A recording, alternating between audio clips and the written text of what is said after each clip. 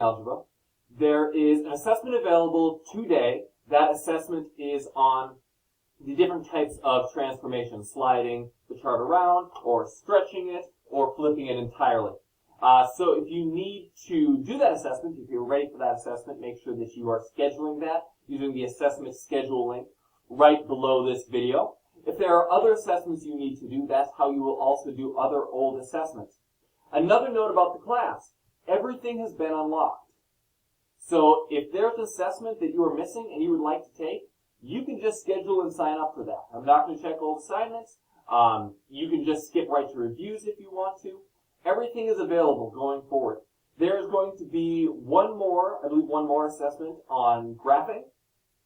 And then we're done with graphing, so that all we'll have left next week is the final. And the final is technically optional. The only reason you would do the final is to get an A.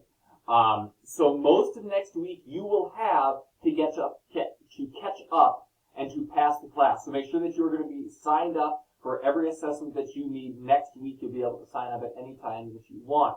But sign up now, because those sign-up spots are going to fill up. And I only have so many hours in the day. So there's a new assessment available today. You're welcome to work on any old assessments and do those exactly the same way that we're doing the new ones. So make sure those are getting scheduled. And I'll see you online.